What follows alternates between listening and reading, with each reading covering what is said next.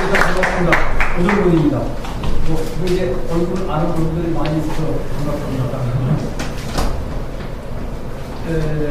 저는 지금 균형 귀촌이라고 말씀드렸는데 저는 균형자라고 분명히 말씀드릴 수 있습니다. 그리고 균형하고 귀촌하고는 여기 계신 분들이 균형을 할 건지 귀촌을 할 건지 분명히 손을 봐야 됩니다.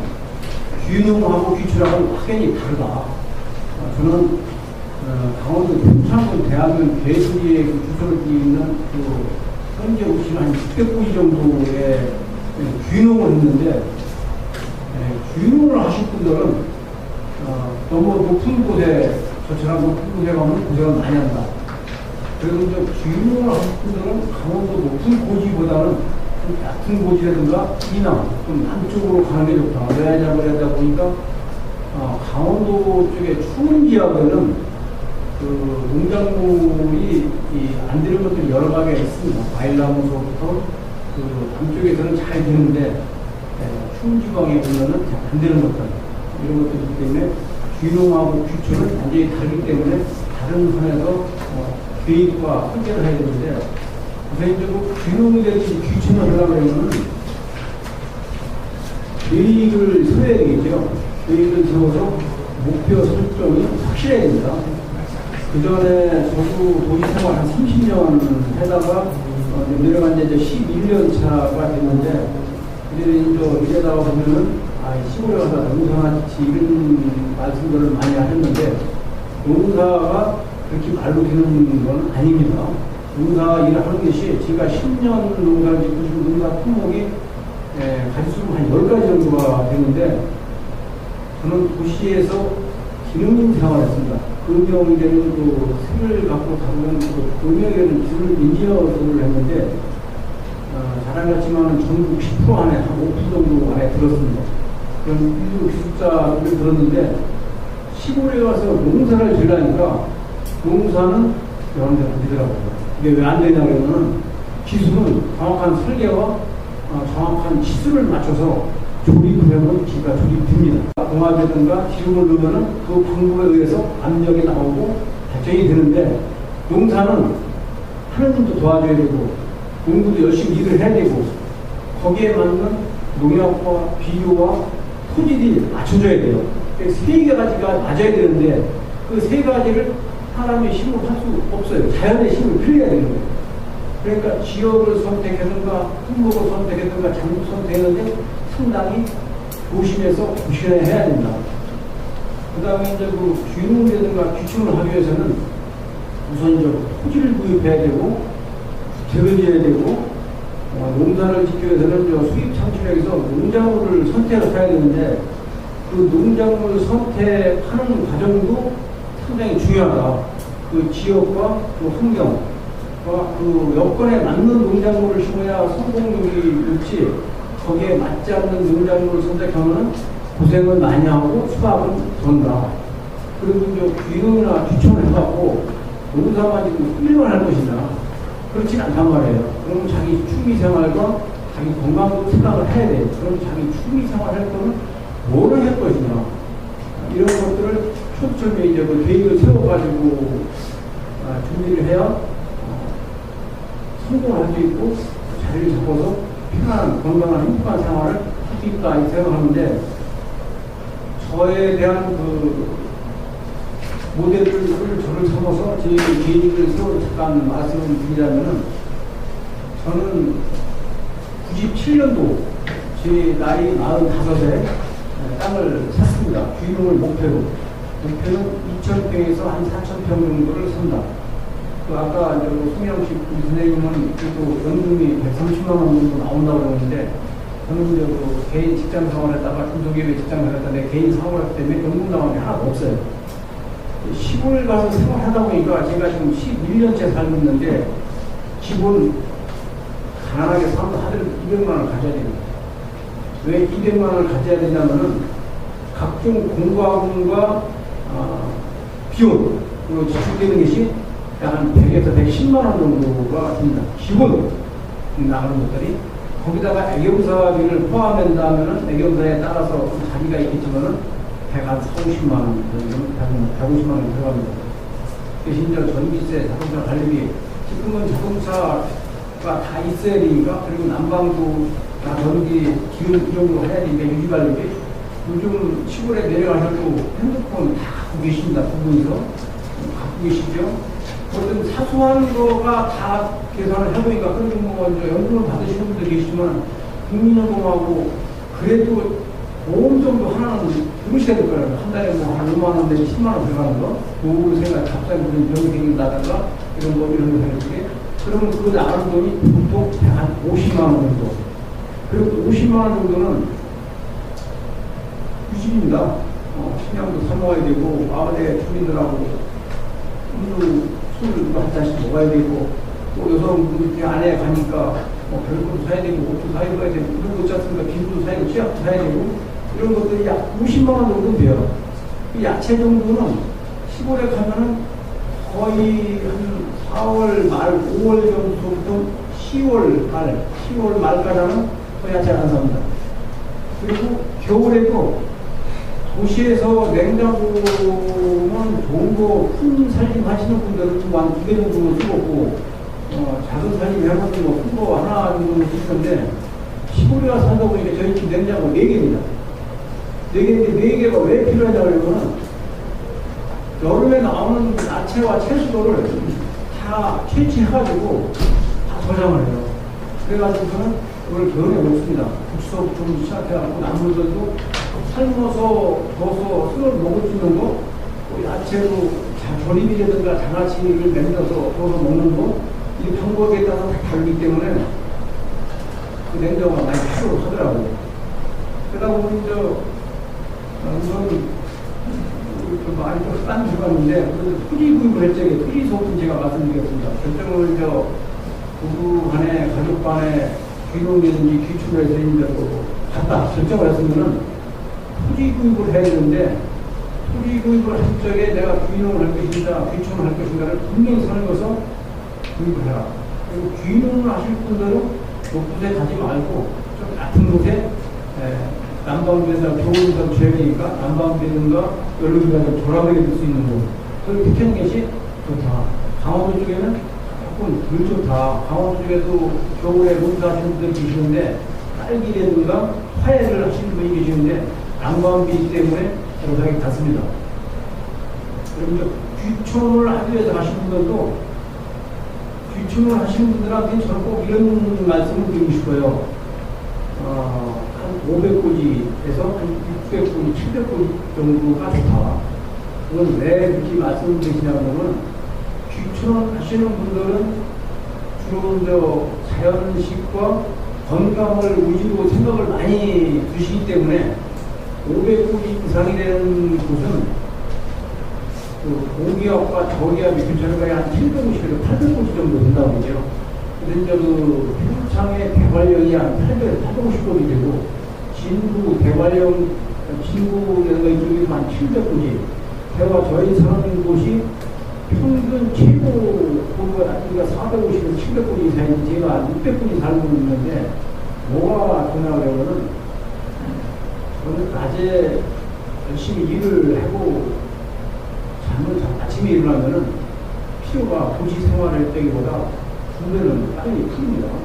그게 원인이 뭔지 처음에는 몰랐는데, 교육을 많이 받고 다니다가 보고 듣고 내가 직접 체험을 해보니까 혈액순환이 수면 내 혈액순환이 변하게 되는 거예요. 고기압과 저기압의 교차로가 있기 때문에.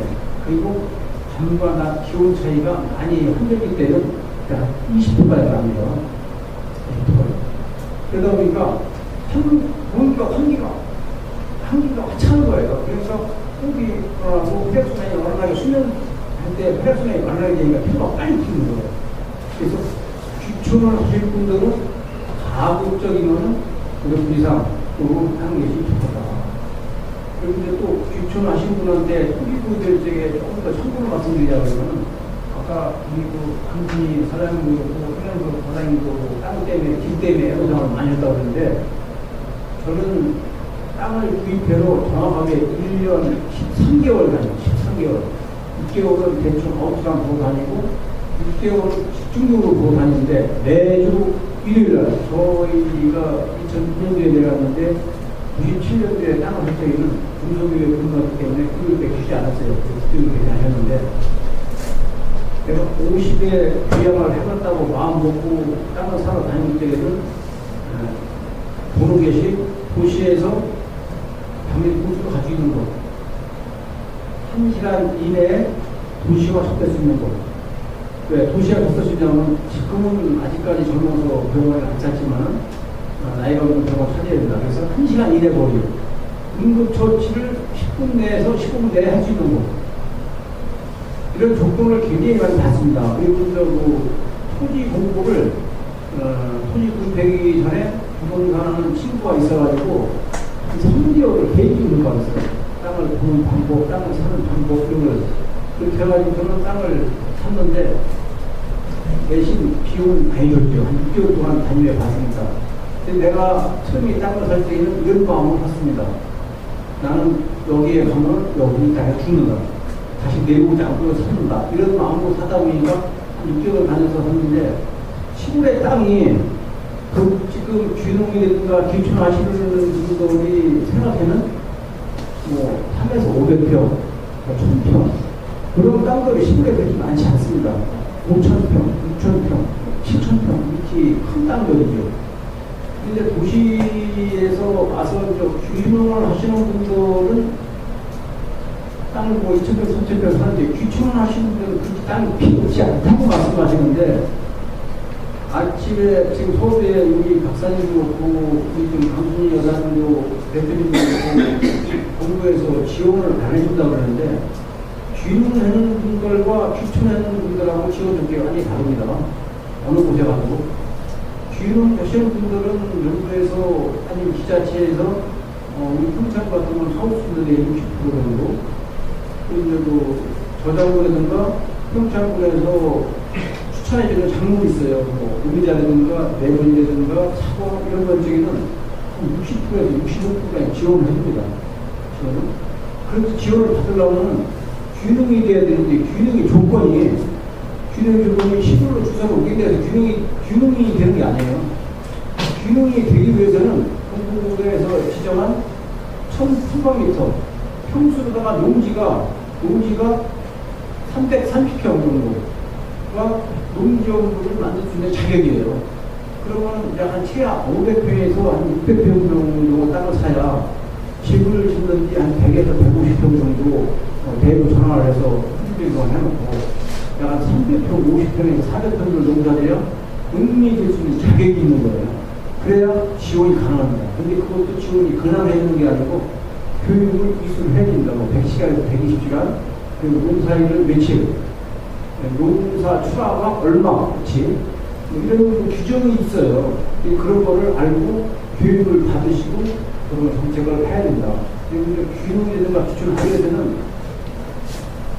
오늘 같은 프로그램의 참석을 많이 하실수록 좋습니다. 많이 하실수록. 그리고 집을 짓는 것도 많이 돌아다니며 보셔야 되는데 너무 많이 돌아다니시며 보시면은 집 짓기가 고생을 하시더라고요.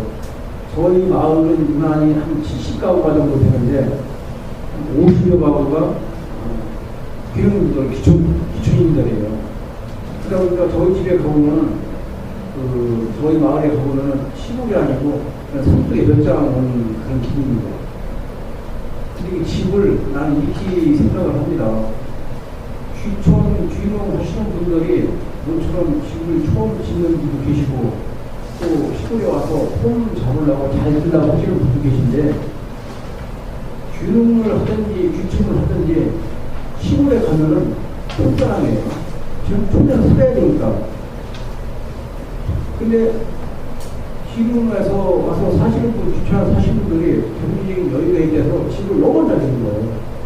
집을 너무 잘 지면은 좋지 않습니다. 투자하고 별로 이쁜 돈이 못 들어요. 왜냐하면 사람은 누구나 상대보다 제가 잘 나가기를 원해요. 심리가 그렇잖아요. 근데 시골에서 원래 사시는 농 가지고 사시는 분들은 집을 그렇게 많이 쓸 수 있는 여유가 없잖아요. 비 안 새고 바람 안 불고 안 타고 그냥 가볍게 가축들이나 살려는 정도식인데 도시에서 내려오셔가지고 돈좀 여기 있다고 찌 꺾어놓고 이렇게 탁 쳐놓으면은 그 집에 부담 가서 못 들어갑니다. 그렇잖아요. 우리 생활해서도 우리 사장님 집이나 회장님 집에 찾아갈 수 있는 대문 2개를 들어가고 풍문 들어가고 또 결혼하면 또 들고 가면은 가서 어디 앉아야 되나 신발을 벗고 들어가야 되는지 신발을 신고 들어가야 되는지 모를 때가 있었잖아요. 근데 시골에 가서 치면은 시골분들이 나 진짜 잘 졌다 얘기는 하시지만은 속으로는 별로 필요가 부족합니다. 그래서 울타리를 부지도 오신 분들은 집을 잘 짓고 울타리를 치는데 울타리 치시면 안 됩니다. 저희 마을은 울타리 치는 분이 한 분 계신데 벼짱이에요. 벼짱인데 돈이 서울에서 많이 계시다든지 한 달에 한 번 정도나 한 달에 한 번 여름에 와서 열흘 정도 쭉 내려가는데 울타리를 힌트를 쳐놨어요. 힌트를 쳐놨는데 그 외에는 힌트 쓴 사람들이 거의 없습니다. 집 짓고 살면서 오시면은 이웃가 있다든가 제가 현장 볼 때에도 가서 인사를 하면 힌트는 치지 않는 게 좋겠습니다 라고 얘기를 합니다. 왜 그러냐면은 사람들이 그 상대방 집을 방문할 적에 문이 걸려있으면 한 번 더 생각하게 되죠. 그게 문이 열려있으면 그냥 간다고요. 그래서 시골에 가서 살려고 그러면은 서울에서 있던 자기의 권력이라고 할까요? 아니면 힘이라고 할까요? 이런 것들을 다 내려놓고 통사람이 돼서 산다. 이런 마음으로다가 주민되든지 기축을 해야 주민들과 화합하고 주민들과 소통이 되지. 나는 서울에서 장관이었어. 나는 서울에서 결혼했어. 이런 본인의 의식을 품는다 그러면 시골에 있는 군산에 있는 분들이 다들 다 받았나 같습니다. 저는 익히 했습니다. 중수기업한테 연간 매출 한 80, 100억 정도 했습니다. 연간. 그래서 잘 나가는 중소기업 사장을 했는데 50에 왜 내려갔냐 하면은 저는 이런 생각을 해서 좀 일찍 내려갔어요. 나이 28에 결혼을 했는데 28가량 결혼하고 한 3년 애기 낳고 생활을 하다 보니까 결혼하기 전에 내 마음대로 한 게 거의 없더라고요. 학교 다니고 군대 갔다 와야 되고 부모님들이 장가야 되는 얘기가 장가가 한 3년 있다 보니 애도 하나 생겼고 그러다 보니까 이제는 쫙 붙이는 거예요. 우리나라가 남자들은 결혼을 하면 가정을 지켜야 된다는 감정적인 아버님, 어머님 말씀, 네가 가정을 책임져야 되고 이런 말씀을 하셨기 때문에 돈 벌어가고 정신이 없었어요. 그래서 한 40 정도 되니까 내가 돈은 버는데 서울에서 돈은 버는데 이거 갖고 내가 과연 대기업에서 뭐 지금 대기업 총수 뭐 돌아가시고 계시지만 정경 회장님이나 이건희 회장님하고 돈 많이 벌 수 있을까 이런 생각이 들더라고요. 그럼 과연 그 사람은 행복할까? 이런 생각이 들어갖고 얘가 그때에는 나는 능력에 그런 대기업을 할 수 있는 능력 성격 아니다. 그래서 거기서 손을 놓고 내가 하고 싶은 일을 하러 가자. 하고 싶은 일을 하러 가자. 그래서 계산기로 때려봤습니다. 그래서 때려봤더니 내가 할 수 있는 것이 아까 우리 성현서 사모님 말씀대로다가 한 달에 2대. 근데 제가 2002년도에 내려갈 때는 3년에 기축공사를 78살이었어요. 80 기준에서 때려보니까 30년 사람 되잖아요. 30년. 1년에 200만원씩, 한 달에 200만원씩 쓰면 2년 2,400만원. 10년이면 2억 4천. 20년이면 4, 8, 5. 그죠? 그 정도 가까이 되더라고요. 거기서 딱 정했습니다. 다음은 나랑 같이 18년 일하던 운영장 내는 사람한테 딱 물려주고 임대료만 나한테 빼줘라. 임대료가 그때 꽤 됐으니까, 몇 억 됐으니까 아무 생각 다 해요. 주위 사람들하고 우리 집사람이 한 얘기가 당신 경호자고 싶다고 돈식병자라고 그래서 집사람하고 약속을 했어요. 내가 가서 3년 안에 작업자를 하면 당신이 내려오고 3년 안에 작업들을 못하면 당신이 여기서 다 처리하고 난 그것만 하겠다. 근데 그때 땅이 공장 지금 갖고 있는 땅이 2,000평입니다. 2,000평 나 끝내겠다. 당신이 뭐든지 아무든지 강의하겠다. 그래서 내려와서 3년 동안 고생을 했는데 그 고생이 지금에 와서는 고생이 아니고 보람이다. 여기 와서 선생님들하고 만나서 얘기해 주는 것이 보람 아니겠습니까? 근데 그 와중에는 이 박사님의 도움이 안 왔다.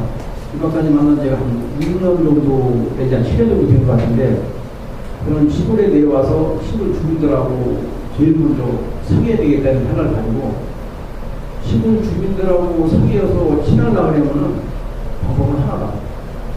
시골에 일처를 나왔을 적에 가서 일해주고, 밥도 먹고, 술도 먹고, 그거를 1년을 했습니다.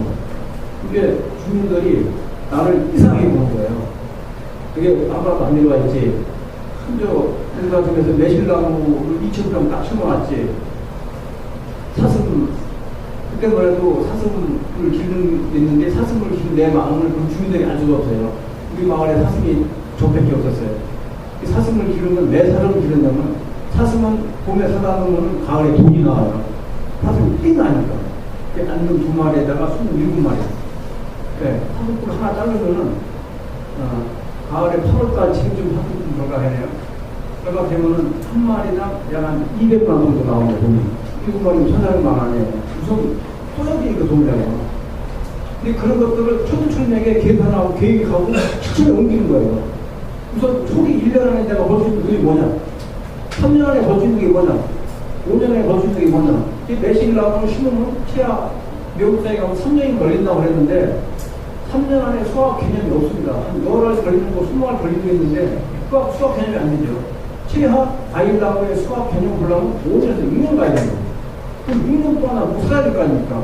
그러면 빨리 돈이 벌 수 있는 뭘 길러야 되는 거예요. 그냥 돈이 되더라도. 그런 계산을 투두천에 해가지고 사슴을 넣는 거예요. 근데 성공을 했습니다. 사슴이 처음에 7마리 넣었는데 나중에 12마리가 안 됐는데 달력이 너무 힘든 거예요. 달력이. 그래서 사슴을 지금은 안 기릅니다. 사슴을 기르지 않아도 profesional 하니까.